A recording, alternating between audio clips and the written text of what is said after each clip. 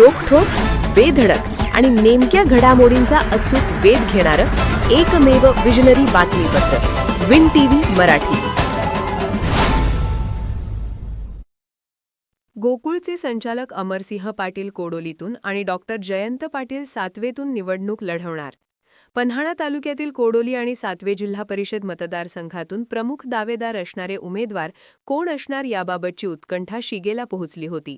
याबाबतच्या उमेदवारीवर शिक्कामोर्तब झाला असून गोकुळ दूध संघाचे संचालक अमरसिंह पाटील हे जनसुराज्य शक्ती पक्षाच्या पाठिंब्यावर कोडोलीतून निवडणूक लढवणार असून त्यांचे पुतणे आणि यशवंत शिक्षण प्रसारक मंडळाचे सचिव डॉक्टर जयंत पाटील यांनी सातवे जिल्हा परिषद मतदारसंघातून उपमुख्यमंत्री अजित पवार गटाच्या राष्ट्रवादी पक्षातून निवडणूक लढवणार असल्याची घोषणा केली आहे. सातवे आणि कोडोली मतदारसंघात या दोघांच्या उमेदवारीवर अनेकांची आपली गणिते अवलंबून होती. त्यामुळे एकदाचा हा चुलते पुतण्यांचा उमेदवारीचा तेढा सुटला असल्याकारणाने अपक्ष आणि इतर पक्षातून यांच्या विरोधात कोण उभारणार या चर्चेला मात्र आता चांगलेच उधाण आले आहे.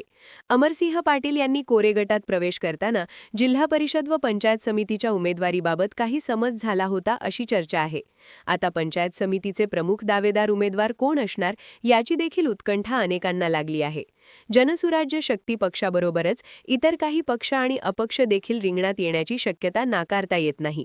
उमेदवारी अर्जांची होत असलेली विक्रमी खरेदी पाहून अनेक जण इच्छुक असल्याचे दिसत आहे. उमेदवारी मागण्यासाठी शिष्टमंडळाचे ताफ्याच्या ताफे जनसुराज्य पक्षाकडे धाव घेताना दिसत आहेत. काही जण इतर पक्षातूनही उमेदवारी मागणीसाठी धावपळ करताना दिसत आहेत. एकूणच राजकारण चांगलेच तापले आहे. विन टीव्ही मराठी न्यूज चॅनलला लाईक करा, शेअर करा आणि सबस्क्राईब करा.